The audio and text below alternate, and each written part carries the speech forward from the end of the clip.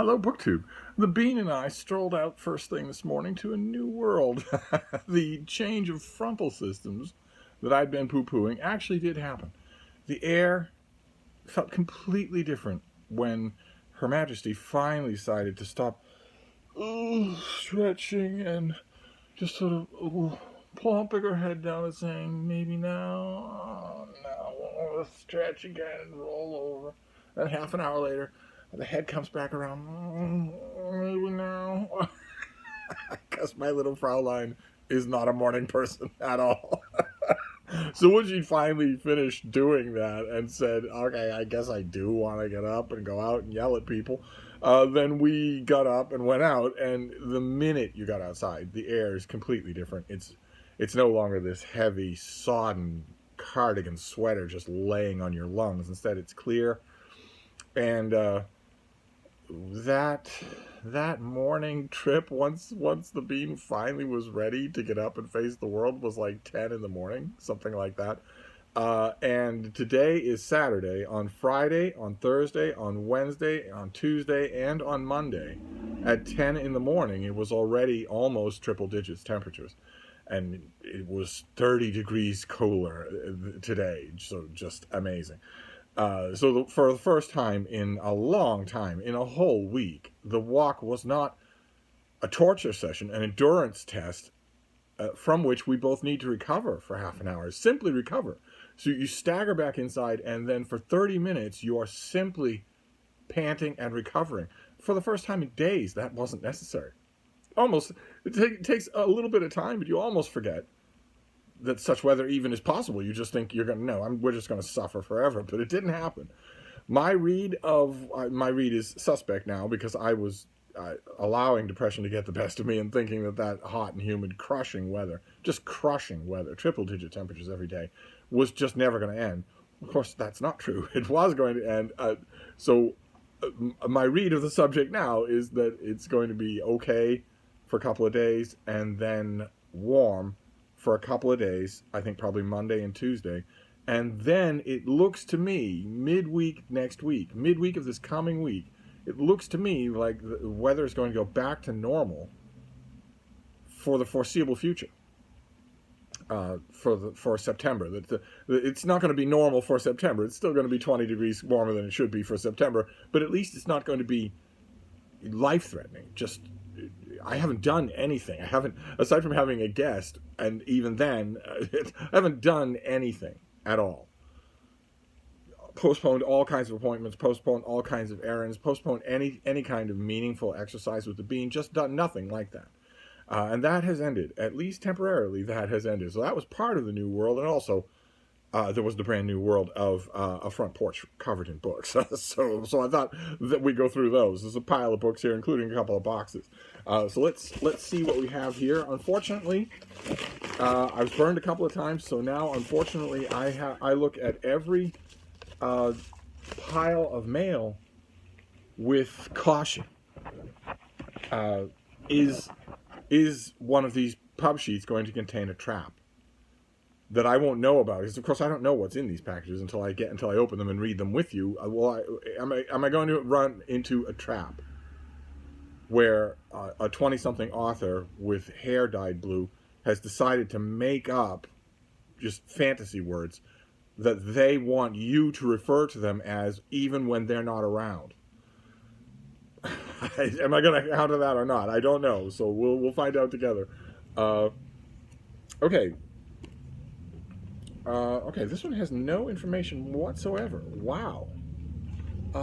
Maybe if this is an advanced copy, maybe it has publishing information on the inside? No. Okay, there's nothing here at all. This is a bound galley of a 2021 release. I don't know what that means. I have no idea. Anyway, this is called The Neighbor's Secret by L. Allison Heller. Absolutely nothing on this book at all. Just that. So I don't know. I mean, this is a bound galley, not a finished copy. So the finished copy, even if it had no information, I'd probably be confident in saying it's coming out in September. This, I have no idea whatsoever. I have no idea what this is, which is kind of strange. That's not usually what book publicists do. Taking this out of a middle envelope is essentially the book publishers saying, "Okay, you've got the book, now get to work." And they ordinarily know, for instance, first of all, that they're sending a lot of these books to book section editors. For a long time, that wasn't true. I was just a very friendly hired gun who was hawking my freelance wares everywhere, and I still am. I still am, absolutely. If you have a newspaper in your town that runs original content, including original book reviews, in other words, not pulled from the wire, not reprinted, put them in touch with me. I want to write for all of them. But in addition to that, I'm also now a book section editor. One of a relatively small number of book section editors where it's just books. It's a tiny newspaper, the smallest book section editor in the country. It's Big Canoe News in northern Georgia. It's a print newspaper that comes out once a month in glorious full color with fantastic layout and design. And you might think I'm being partial because I'm now a part of the team at Big Canoe News, but no, I have made lots of people outside of northern Georgia aware of Big Canoe News, and they all comment that it looks like, the layout and design, the color of a much bigger paper. But I am not the art section editor at Big Canoe News, like the Atlanta Journal-Constitution has, or the Orlando Sentinel has, or the Times-Picayune, or anything like that. They have an arts editor. On the masthead, they may have someone that's called a book section editor, that's called a books editor, but they're not a book section editor. They don't have a section of their own. It's the occasional book coverage in the art section. And I have had the job of art section at small newspapers many times. But Big Canoe has made the decision to give me an entire section, just books. I don't have to cover the local high school trombone competition. I don't have to cover anything like that. It's just 2 glorious full-color pages of books coverage. And so I can speak once again. This is the reason I'm saying once again is because this is kind of weirdly full circle. I once upon a time, long before most of you were born, had this kind of job, and now I have it again, and I could not be happier about it. Just could not be happier. And I'm not saying that this New York Times at Big Canoe News, right? I'm not saying that my editorial desk is teeming with Big Canoe business. But if it were, and plenty of editors are, a publicist sending them a book and saying, all right, get to work. You have to figure out what this is, when it is, where it is, why it is. You have to figure out all of that because I'm not going to include a single bit of detail. You're just getting the book in the mail. It's a little odd. It's not usually what publicists do. But since I can't tell you anything at all about this book, I don't even know if it comes out in 2021. The copyright date is 2021, but we're late enough in the year, so it might be coming out in 2022. So instead of any of that, we don't have any of that. Let's just read the beginning, shall we? Let's just do that. Let's read the beginning of chapter 1. We're told it's set in September. It all started that brilliantly sunny Thursday morning with Janine and her gossip. That's the first sentence. As the familiar green minivan crushed around the bend in the road, Annie considered flattening herself against the Jensen's hedges.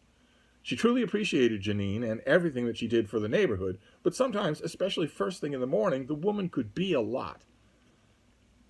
All right, you're engaged. Of course, you're engaged, but the woman could be a lot is lazy writing. A lot of what? Could be a lot. Why not go the whole extra yard and say that she could be a little extra, a little basic? It's just instead of saying Janine could be a lot, it's a perfect time for you to, write. It's a perfect time for you to be a writer instead of transcribing Twitter. You could add something there, an intriguing adjective, an intriguing metaphor. But let's go on. Like how now Janine had pulled over to the side of the road with a screech. Okay, she didn't screech. Okay, her minivan screeched. Zipped down her window, leaned out her head, and excitedly flapped her hands in front of her face like she'd taken a bite of a scalding hot breakfast sandwich. Okay, all right. Do breakfast sandwiches come scalding hot? Never heard of that before. Gossip, Annie suspected, as she tugged the dog's leash to coax her over to Janine's car. That's not a sentence, but I get what you mean. Or worse, bragging. Janine's daughter, Katie, was always achieving things, that's in italics. which was wonderful. In theory, Annie rooted for Katie, for all children, to succeed, but something about Janine's presentation always caused a flash of panic within Annie. Should Hank and Laurel be composing oboe concertos? Why haven't they written cookbooks for charity? Okay, so I guess Hank and Laurel are Annie's children, whereas Janine is Katie's child. Or no, Katie is Janine's child. Annie would have to remind herself that Laurel's grades were excellent, that Hank was a joy, that both were curious and kind people, and that people who bragged about their children were usually overcompensating for something. "Did you hear about the vandal?" Janine asked. Her face was pink with excitement, and there was a halo of frizz about her blonde ringlets. Okay. But okay, her face was pink with excitement, but didn't we get that word already? Let me check just a second here. Yes, 4 paragraphs before her face is pink with excitement, we're told that she was excitedly flapping her hands in front of her face. So, again, you want to be a writer. The thing that distinguishes a writer from a reader, for instance, someone who doesn't write at all, is that you are much, much more careful with your words. You're not just blandly repeating them. You're not just blandly channeling idioms and slang. When you have a chance to do something more than that, you have a chance to make language work instead of just echo. But anyway, there was a halo of frizz around her blonde ringlets. I don't know what that means. Is the author saying that Janine's hair is excited? Anyway, she answers, "The what? Read your text, Annie. Someone spray painted the street signs on Canyon Road right by your house. It now says, 'Slow children pee.'" Annie swallowed her laugh and matched Janine's frown. Janine leaned further out of her car window. The Gleasons claim he also yanked the windshield wipers off their son's van, although honestly that thing is in such bad shape I'm not entirely convinced he even had wipers before. Anyway, you fixed your conflict for tonight? There had been a minor drama when Sandstone K8 had scheduled its annual blood drive on the same night as the September book club meeting. Because of the 8th graders handed out juice to the donors, Laurel's attendance was mandatory. "Mike rearranged his schedule to take the kids," Annie said. "Not like anyone will be eating at the restaurant anyway," he'd said glumly. Janny gave a satisfied nod. "Until then," she blew an aggressive kiss in Annie's direction. "Mwah." As she zoomed off, okay, she didn't zoom off, but I know what you mean, Janine's voice trailed out the open window. "Remember to park in your garage, Annie." Annie and Mike had the only one-car garage in all of Cottonwood Estates. Someone was always going to have to park outside. As she continued uphill, Annie tried to retrieve the vague feeling of contentment she'd been enjoying before Janine appeared. Her daily walks were meditative, and if Annie was honest, less for the dog than for her. This is a whole page now without the dog being named. I realize that's no great sin in the literary world, but Steve doesn't like it. You're out with your dog. That wasn't even mentioned until it was announced in the middle of the encounter. She'd started the habit almost 14 years before when Laurel was a newborn. I'm assuming were her children? No, Hank and Laurel are her children, so we still don't know who the dog is. Did she start walking the dog before she had a dog? At first, the 4-mile loop around her neighborhood had taken Annie hours to complete.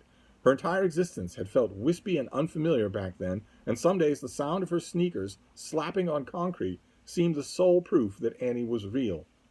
Sole proof. Back then, she wouldn't have had the brain to catch that pun. Okay. All right, well. Okay, so we don't have to go on. What can we gather from that first page of chapter 1? If you were going into this, for instance, as a critic, say you had to review this book, no idea when, but if you had to review this book, what would you be thinking if you had all of your sensors on maximum, if your spider sense was attuned? What would you be looking for? You would sense already that maybe, this is the opening chapter, right? This has been gone over presumably more than any of the rest of the book, and it's a little lazy. It's a little incomplete. The details are a little bit sketchy. We don't know what Janine looks like, for instance. We don't know what Annie looks like. We don't know until well into the encounter that Annie is in fact walking a dog. That intrusive minivan screeches to a halt. without us knowing there's a dog until it reacts. And we still don't know anything about the dog. It's kind of odd. It's kind of weird. If you're out walking with a dog, the dog is a large part of your attention, even if you're a bad dog owner. But we also know that Janine is a busybody, right? She cares about minor vandalisms of signs, even when Annie's reaction makes it pretty clear that a normal person would find it a little bit funny. It's a little bit harmless. And also, that tossed off line as she's driving away, that bit of home recommendation. Those details fairly well convey the claustrophobia of a small neighborhood or town. So we get the neighbor's secret starts to resonate a little there. Probably this is a little bit of a too close-knit community. Nothing more than that, except that Annie's husband has a restaurant that's struggling to make ends meet. Annie has 2 children that she really likes.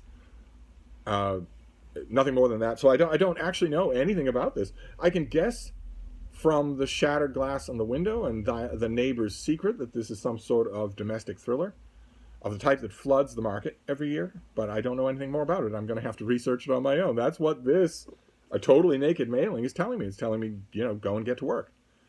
And I sit on my couch all day long, talking to my imaginary booktube friends. I occasionally take breaks to walk the bean. Otherwise, I'm reading and writing and online the whole time. So I don't mind at all researching this, tearing out a slip of paper, putting it in the book with the date on it, with the pub date on it. There are going to be plenty of editors that not only do mind that, but won't do it.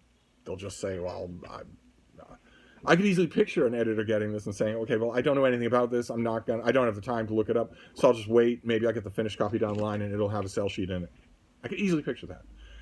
So I don't know. That's a little bit odd. Let's move on to the next package. That was the only envelope. Now we have cardboard and then boxes. So let's see here. Let's see what this first one is. Oh my, what is this? What is this? This is from Farrar, Straus and Giroux. This is a novel by Francesco Pacifico called The Women I Love. Requisite hideous American cover, literally a child's drawing on the cover. I guess what is the point from a design standpoint? What is the point of having any illustration on this cover at all? Why not just a red cover with the title on it? Why not that? If that's all you're going to do, a scribble, literally a scribble, then why not just? I've been complaining about requisite American covers on books for 5 years to you now on BookTube, or almost 5 years, and they just get worse. I mean, this is probably the ultimate example of what I'm seeing. But anyway, let's see here. The author, with his first 2 novels, The Story of My Purity and Class, and now once again with The Women I Love, writes the kind of books you want to argue with and will for months after you read them. Dwight Garner in the New York Times said, quote, "I hated Class before I loved it, and then I hated it again. Yet I suspect I might pull it off the shelf again soon." He eventually named it one of his favorite books of 2017. Dwight Garner is a much lauded American book critic, one of the princes, the current living princes of my profession. I am not. I am everywhere, but I am not. I don't have the high-profile name. I don't think I ever will. I often wondered about that. When I got back into book reviewing for this second arc of a career, I thought, well, okay, is there a chance that you'll become a name, get invited to conferences or things like that? But eventually, it sort of dawned on me that the only way that would happen is either if I got a regular gig with a big journal. Like, for instance, if I write occasionally for the Boston Globe, I write occasionally for the Washington Post. If instead of that was regularly, then maybe. But I'm also not sure I want to be that either. I'm mighty happy with. I guess ambition has gone away, which is kind of odd in a smoldering late 20-year-old. But anyway, let's see why Dwight was in such a tizzy. Few writers release work as ripe for heated discussion as Pacifico, and The Women I Love, in particular, feels destined to spark conversation and has already done so in Italy, where critics and readers wondered, is the book a maddening showcase of male entitlement with women's bodies and minds, or is the book the pandering gesture of a male writer trying to appeal to an imagined female readership, especially in light of #MeToo? and he's asking such questions the very essence of the book itself. Well, inspired by the work of Vivian Gornick, especially the end of the novel of love, and a piece with his recent book-length essay on Mrs. Dalloway, released in Italy in 2020. I'm going to have to find that. The Women I Love is a seriocomic novel about behavior. The behavior of an inescapably masculinist, he might worry, writer named Marcello, trying to understand 5 women who mean the world to him and how his behavior does or does not affect the lives they live, the art they make, and the relationships they maintain. In keeping with the author's postmodernist background, this is also the story about storytelling, the solipsistic fictions we unknowingly create in order to understand those around us. Okay, it's not storytelling if it's unknowingly done. And yet, as in life, those fictions cannot contain the personalities and accomplishments of the actual people they portray. Don't believe in fiction, then don't write fiction. If you believe in fiction, then you do think it convey those personalities. If you don't believe in fiction, then don't write it. Sorry, I'm trying to get through one sentence of this thing. And with The Women I Love, these are the aspects that will sit with readers long after they've finished the book. The Women I Love is a uniquely vulnerable book about gender, sex, power, and equity, told within an attractive / repulsive, alcohol-fueled depictions of modern literary Italy. Okay, so is this thing translated? All those words, and no mention of a translation. It is translated. Good Lord, FSG. This is the 21st century. We put a lot more attention on translators. We don't just shuffle them off into the fine print. This is translated from the Italian by Elizabeth Harris. And it came out originally in Italy in 2018. Okay, so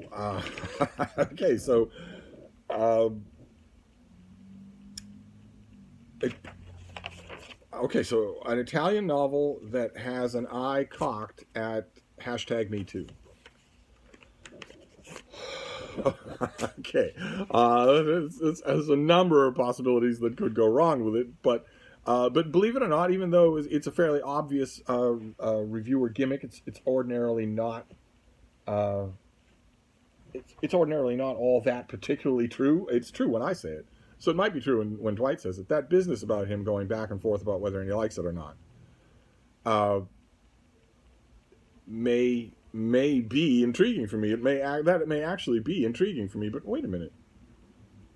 How could Dwight Garner name this as one of his favorite books of 2017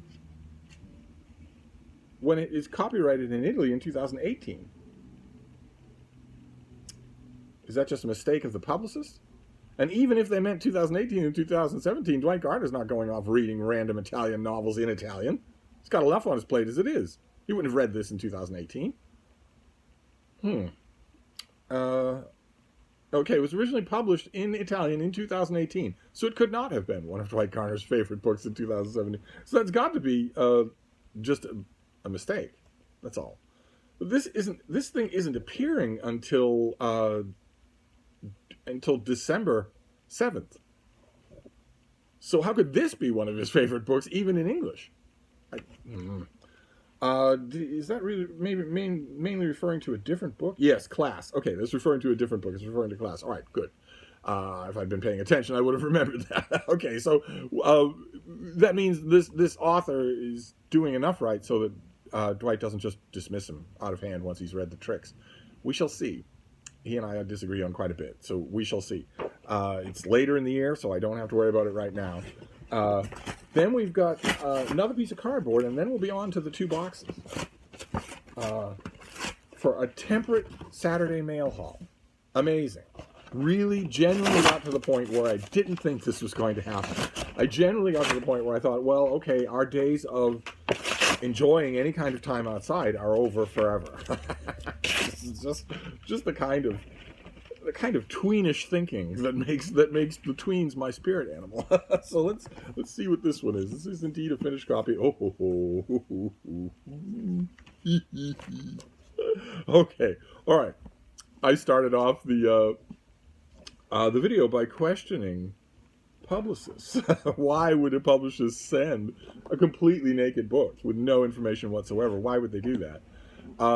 And I didn't mean that to sound critical. I didn't mean that to sound critical, because book publicists are some of my favorite people. I have been dealing with them for a long time now. Well, how long has it been? It was 2006 that I was lured back into book reviewing. That I was approached by an old friend and a total stranger and told, maybe you want to write a book review. And the old friend was Sam Sachs, and the total stranger was Tony DeCouple, who you will know from your morning news show. He's the gorgeous young man with the hair and the skinny pants.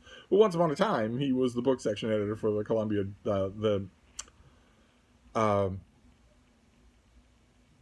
the Columbia, I think it was the New Journalism School. There, he had a book section anyway. Once upon a time, I'm blanking right now on what it was, but it's in my journal.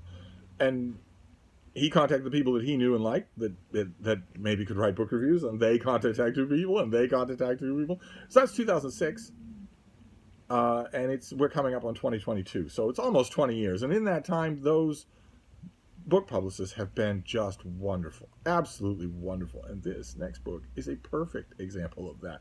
I showed you on this channel Peter Seewald's the second volume in his biography of Pope Emeritus Benedict. It's an exhaustive work. I read the first volume when it first came out. I got it from the publisher and loved it. Just thought it was fantastic. And the second volume is out, and we saw the second volume in an advance copy on this channel. But I sort of tentatively asked the publicist, is there any chance that you might be able to talk to the warehouse? Any chance you've got copies left of the first volume? And they sent the first volume. So this is the first volume that I need to reread before I get the finished copy of the second volume and reread that.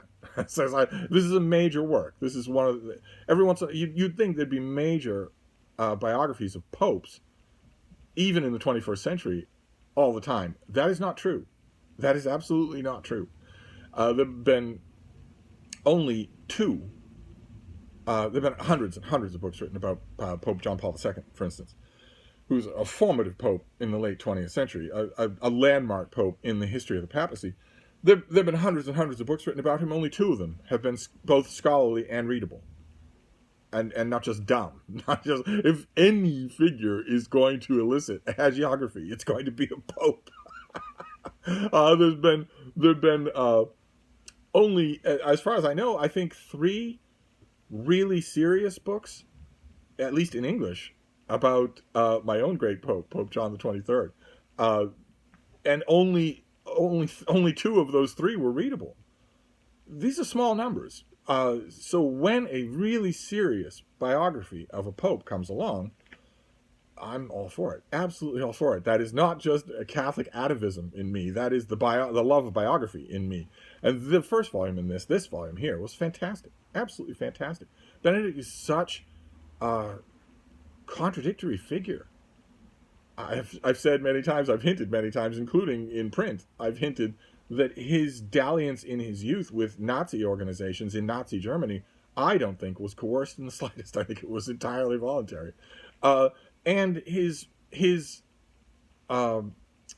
influence in the Curia, even under John Paul II, was extremely widespread, extremely deep, and a lot of people would say extremely retrograde. And yet, during his papacy, before his papacy, and after his papacy, he has written serious theology for the first time in a long time. much as I love some of the popes that in recent eras, especially the good Pope John the 23rd, he was no theologian. He wouldn't have wanted to read much of what he would try to labor through, but Benedict actually is.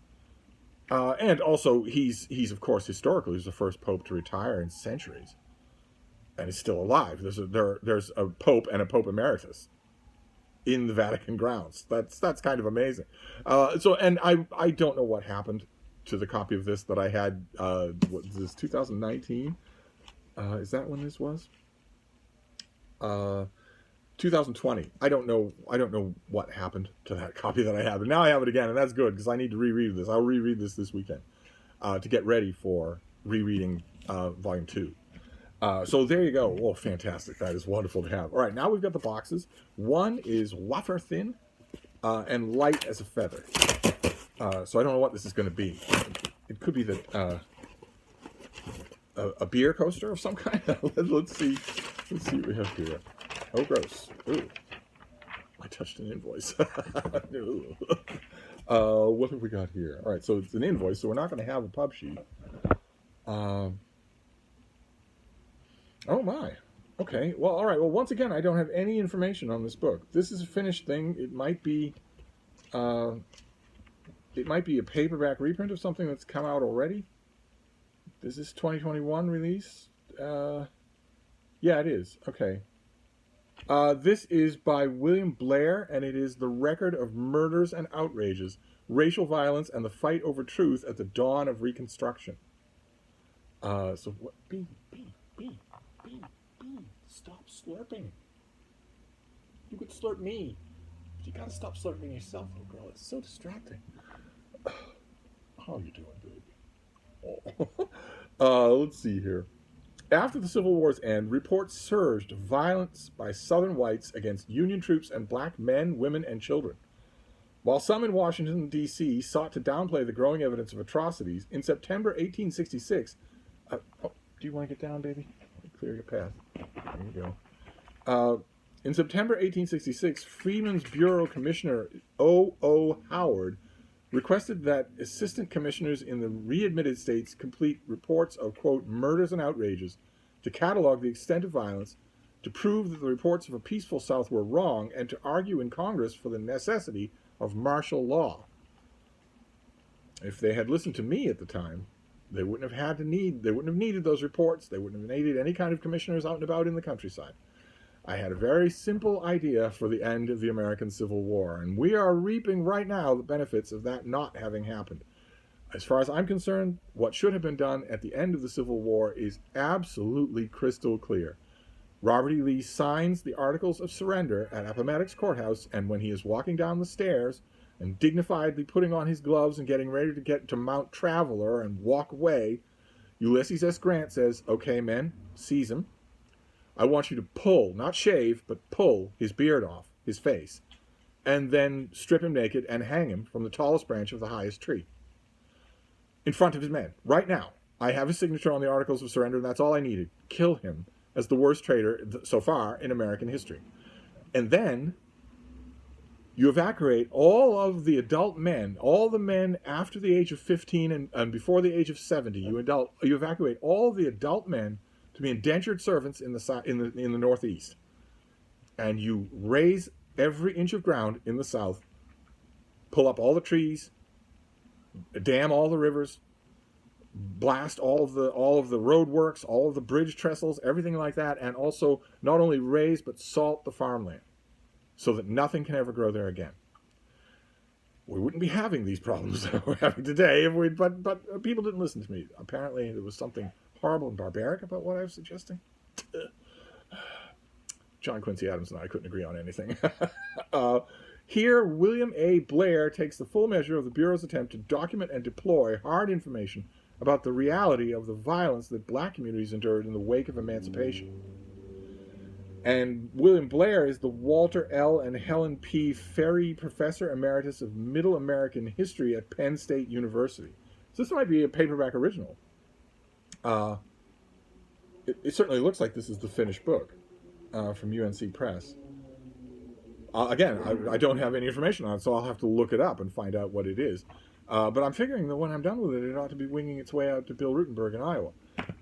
And then we have the last box, and then we'll be done with this monstrously long video. So let's see here. I watched a couple of videos, BookTube videos, just this morning, and they're two very different booktubers, but both of them at the same point in their video sort of looked off camera at their clock, or the clock on their camera, and said, "Oh my, this video is already 10 minutes long." What a piker. I was still talking about the weather at the 10-minute mark. So what is this next one? So once again, another invoice. So we don't have, once again. Oh no, this time does come with a publisher. Great, fantastic. Oh great. All right, I requested this. This comes out in late October. Sounds fascinating. I was tipped off to it by my friend Sam. This is Everything and Less, the novel in the age of Amazon, by Mark McGurl. Everything and Less. Sam was telling me about this, and I immediately had to request it. I immediately wanted a copy. What I want now is The Program Era. Is that what it's called? Yes, The Program Era, his previous book. I don't have a copy of it, and I really want it now. Let's see here.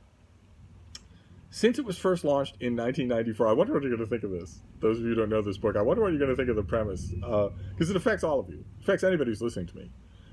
Since it was launched in 1994, Amazon has changed the world of literature. Keep in mind, the author's not saying that it's changed the world of book commerce. He's saying it's changed the world of literature.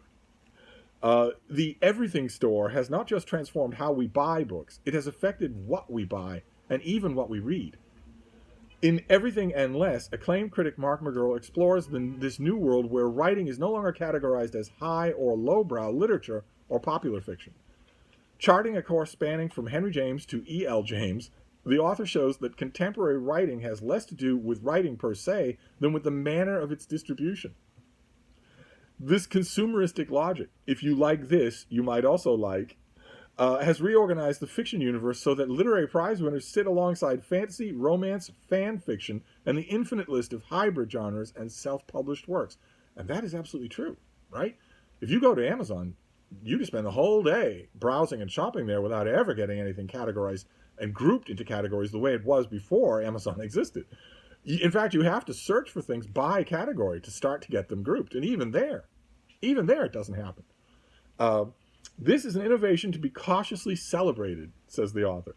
Amazon's platform is not just a retail juggernaut, but an aesthetic experiment driven by an unseen algorithm rivaling in the depths of its effects any major cultural shift in history.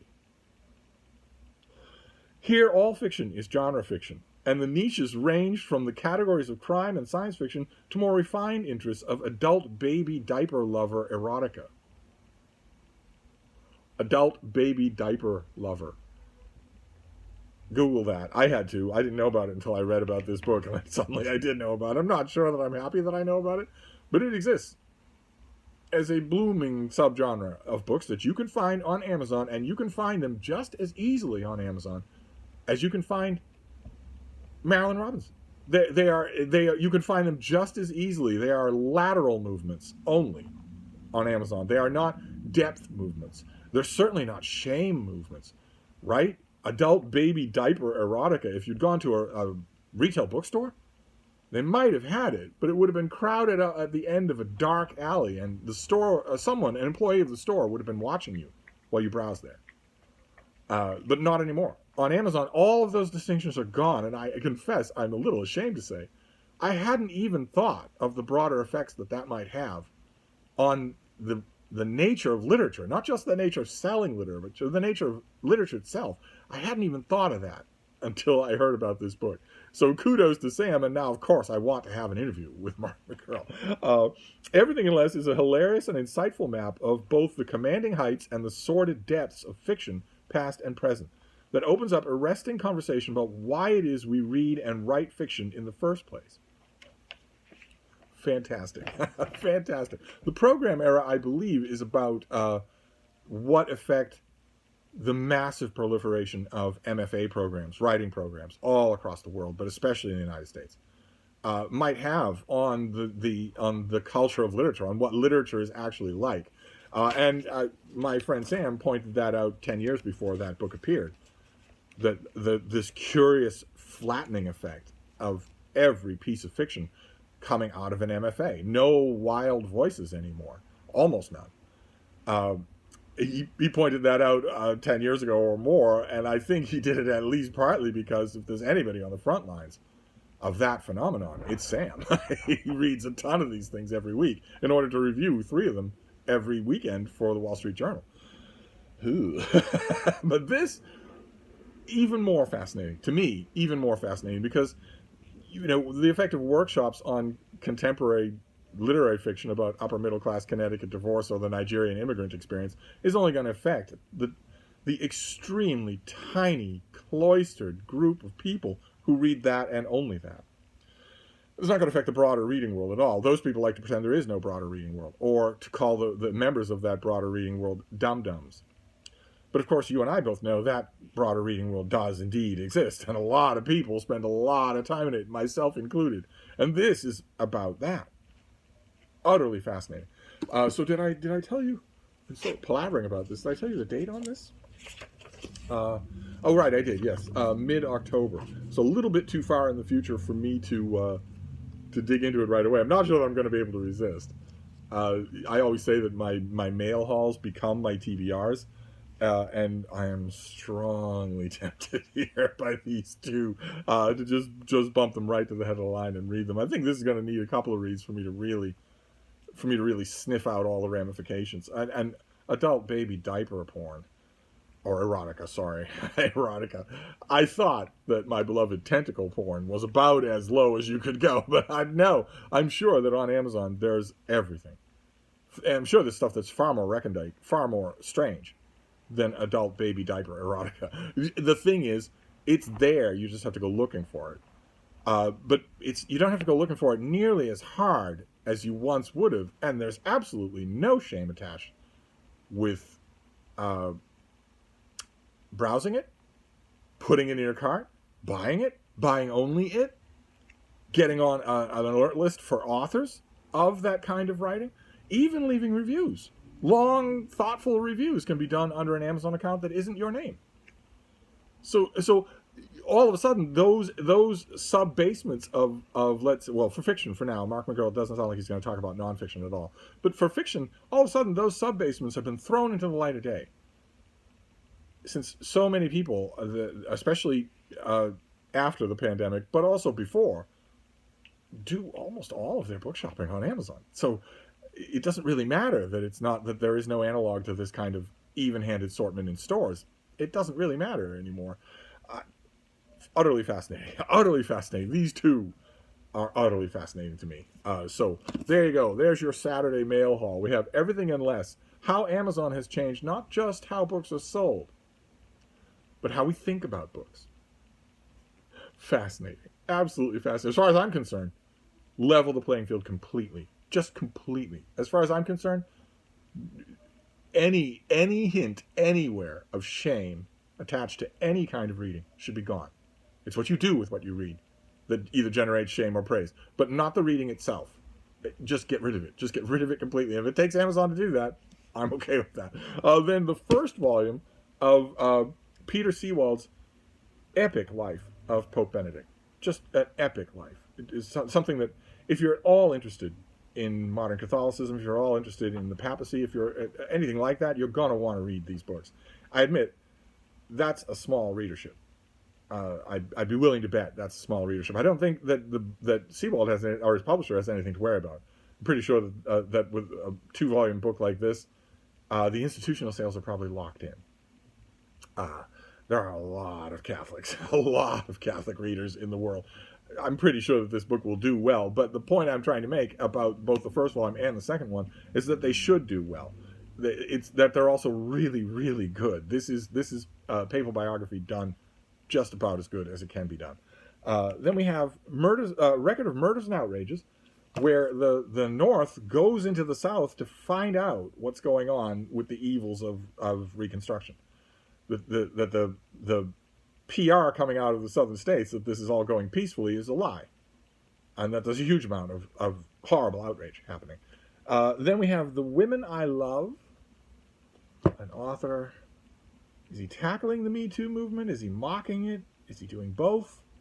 That's what the publicity for the book wants you to ask, but since there's no chance whatsoever that the author is mocking #MeToo, it has to be some combination of praising it or doing both. It can't just be mocking #MeToo, even though it's eminently mockable, because it would mean he would never work, not only as a writer, but in any way, in any capacity, ever again. Which means that in short order, once his savings was gone, he would starve to death. No one wants to die to defy a hashtag. So we'll have to see what this is. It's not right around the corner. It's not right around the corner. I have a while to think about it. And then The Neighbor's Secret, about the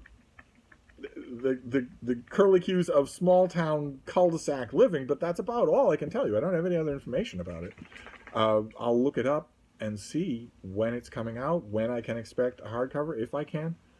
I'll look on Amazon for all that information. Oh my, yeah, I think I'm settled here for what I'm going to read tonight. It'll be Star Trek, Pope Benedict, and a book about Amazon and its effect on literature.